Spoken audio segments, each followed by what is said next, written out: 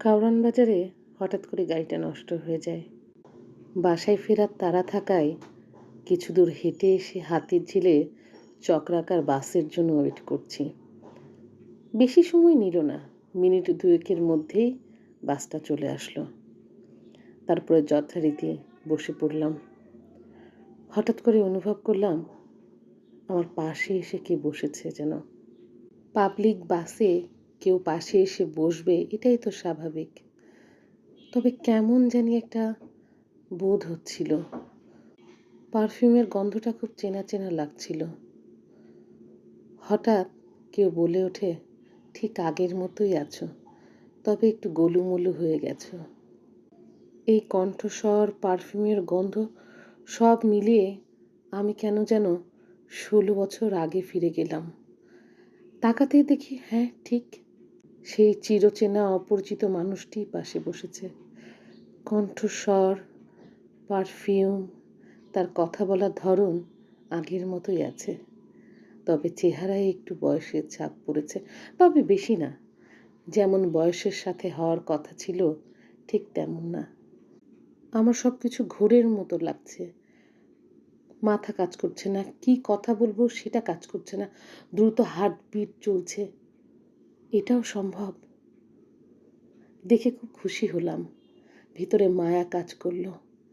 পরক্ষণেই সেই স্মৃতি, সেই দগদগা ঘা, সেই ব্যথা সব কিছু মনে পড়তেই মনে হলো মুখের উপরে এক রাশ থুতু ফেলে দিই।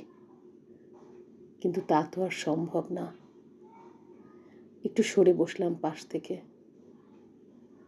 শুধু বললাম, আগের মতোই আছেন?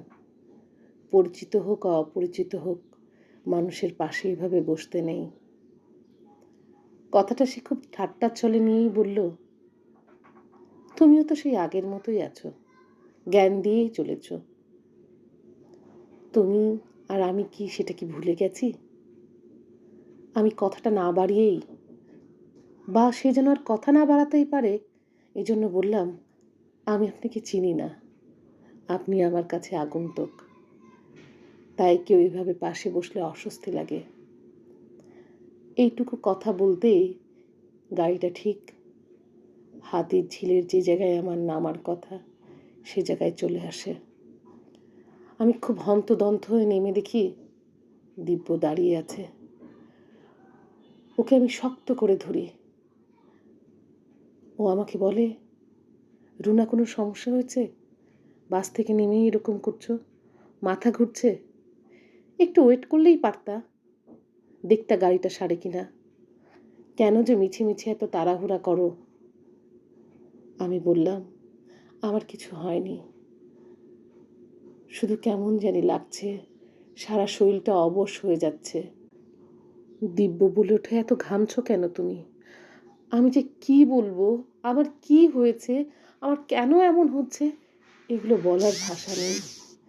এত ভদ্র, এত মিষ্টভাষী একটা ছেলেকে এগুলো বলা যায় না। আমি যা পেয়েছি তা ভাগ্য করে কজন পায় সেটা আমার জানা নেই। আমি আমার জীবনের এই অমূল্য রতনকে হারাতে চাই না। আমি যে হারাতে বড্ড ভয় পাই। এর বেদনা অনেক কষ্টের, এ থেকে বাঁচা দায় হয়ে যায়। আমি চাই না একটা ভ্রান্ত সময়ের, একটা ভুল সিদ্ধান্তের, কিছু এলোমেলো কথা আমার আর দিব্যর সমস্ত সুখের আশাকে নষ্ট করে দিক। আমি চাই না এমন কোনো মানুষের সাথে আমার কখনো দেখা হোক। আমি মোটেও চাই না। আমি দিব্যকে চাই, আমি দিব্যকে চাই।